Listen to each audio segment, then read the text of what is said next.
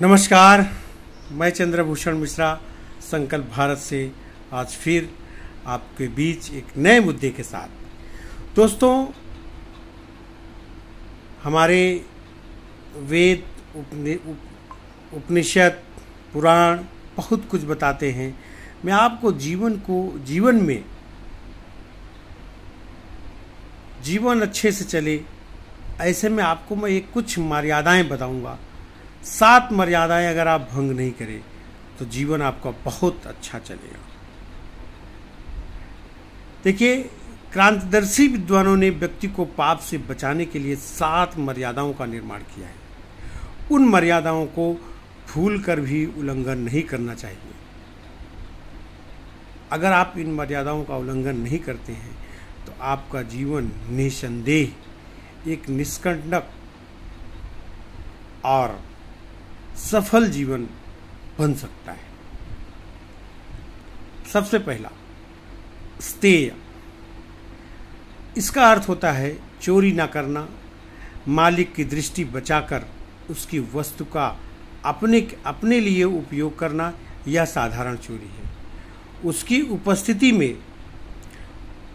उपस्थिति में मालिक की उपस्थिति में बलपूर्वक छीन लेना, ये लूट कहलाता है। जो व्यापारी पूरे पैसे लेकर कम तोलता है, बहुत लोग वजन कम करते हैं, आप 1 किलो भाजी लो, वो 900 ग्राम घर पे निकलती है, उसकी बात है।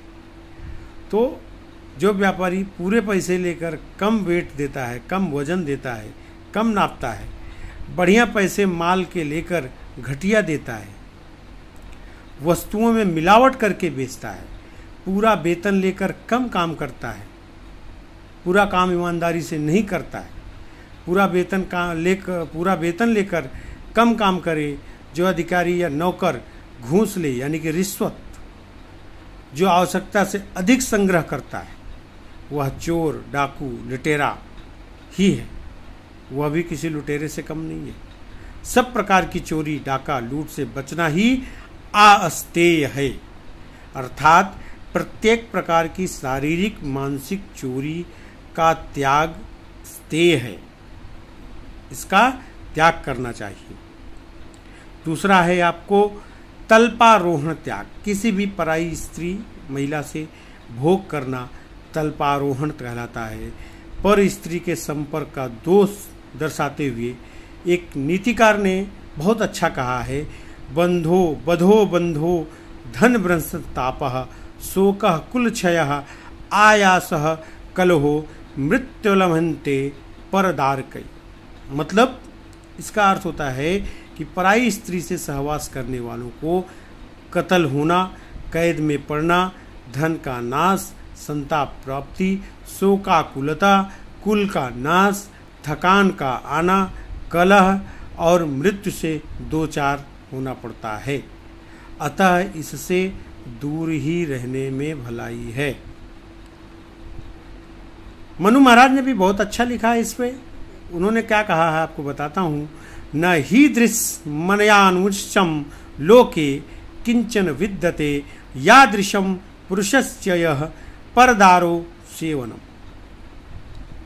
इनका कहना है कि इस संसार में मनुष्य की आयु को छीन करने वाला और कोई वैसा कार्य नहीं है जैसा दूसरे की स्त्री का सेवन करना। अतः इसे सर्वथा त्याग देना चाहिए, इससे दूर रहना चाहिए। तीसरा आपको बताऊंगा मर्यादा जो भंग ना हो, भ्रूण हत्या का त्याग। अर्थात गर्भपात से बचना चाहिए, अथवा एवं साथ ही अंडे, मांस आदि का सेवन नहीं करना चाहिए। किसी एक लेखक ने कहा है कि पेट भर सकती हैं तेरा जब सिर्फ 2 रोटियां, किसके लिए फिर ढूंढता है ये बेजुबां की बोटियां। गर हिरस है तो हिरस का पेट भर सकता नहीं, दुनिया का सब कुछ मिले तो तृप्त कर सकता नहीं। कितनी अच्छी बात लिखा है, बहुत अच्छा बोला उन्होंने। तो चौथा आपको मैं बताऊं, मादक वस्तुओं का त्याग। जैसे जो नशीली हैं, सुरापान है और चरस, अफीम, भांग अफीम, तंबाकू, बीड़ी, सिगरेट आदि इन बुद्धिनाशक वस्तुओं का इनका त्याग करना चाहिए। नशीली वस्तुओं का प्रयोग अत्यंत ही हानिकारक है, क्योंकि नशीले पदार्थों के सेवन से बुद्धि विकृत होकर चित्त में भ्रांति हो जाती है। चित्त के भ्रांत होने पर मनुष्य पाप करता है, पाप करते दुर्गति को प्राप्त होता है।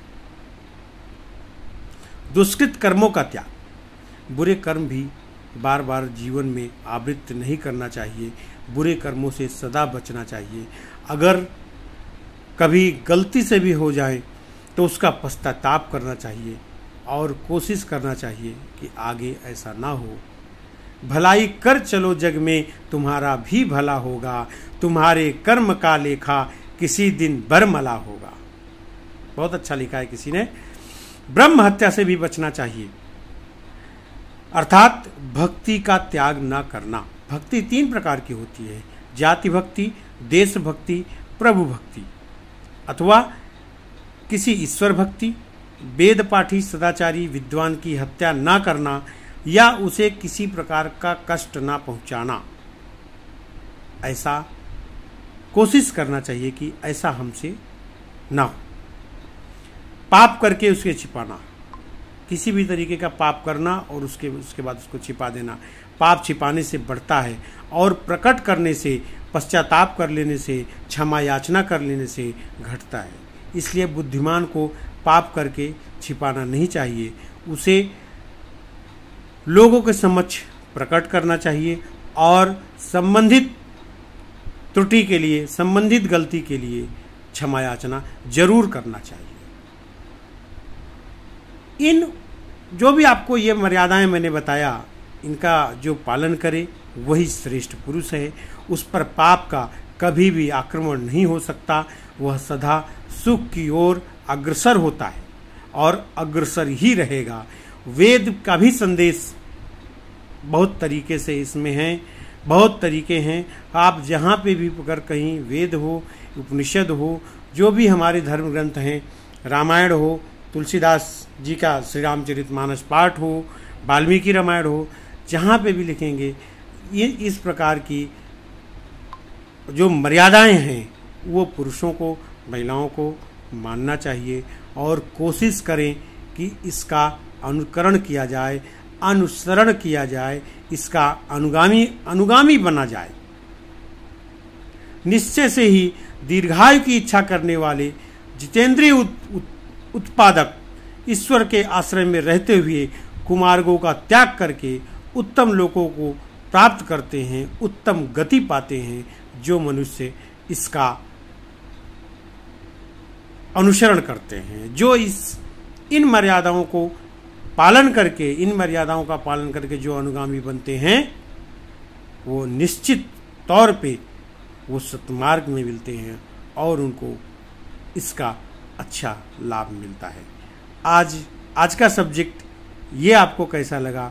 मर्यादाओं के लिए जो 7 मर्यादाएं हमने बताई हैं, जो कि किसी भी पुरुष, कोई भी पुरुष हो, चाहे वह किसी भी जाति का हो, किसी भी धर्म का हो, ये कोई मायने नहीं रखता, लेकिन उसे अगर समाज में रहना है तो इस तरह की जो नियम हमारे पूर्वजों ने बनाए हैं, हमारे धार्मिक ग्रंथों में लिखा है, इसका अनुसरण करना चाहिए, इसका अनुकरण करना चाहिए, इसका अनुगामी बनना चाहिए। इसको अनुगामी बनने से आपका जीवन एक सफल और उत्कृष्ट जीवन बनेगा। आज का वीडियो कैसे लगा ज़रूर लिखिएगा कमेंट में, साथ ही मेल भी कीजिए। अगर इसमें आपको अपना सुझाव दे सकते हैं तो मेरे लिए बहुत अच्छी बात है। धन्यवाद। आज के लिए बस इतना ही। बहुत बहुत धन्यवाद।